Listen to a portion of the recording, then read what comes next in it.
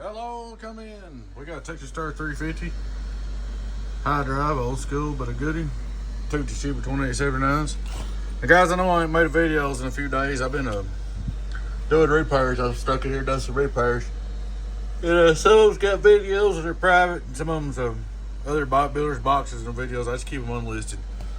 It just works better that way. Less drama. Nobody's mad. Nobody's crying. You know the drill.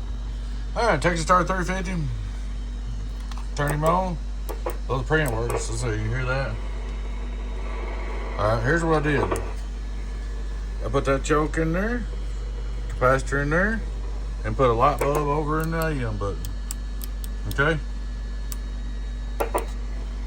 Start looking straight through the rest of y'all like we do. We're wide. 0.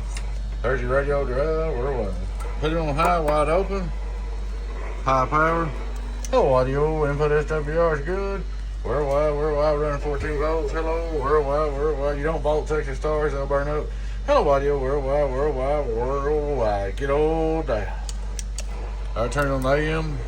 Turn variable back. Make sure it works first. Variable halfway. Hello, we're wide. Too low.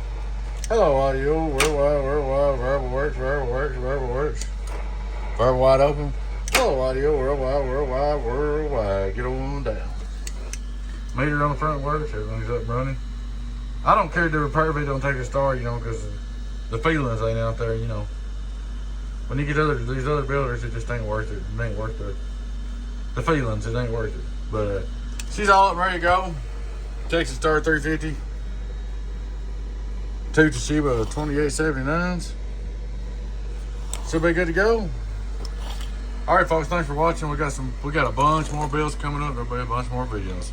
Y'all take care. Your friend 10018 Beavis, and I will catch you later on. Bye.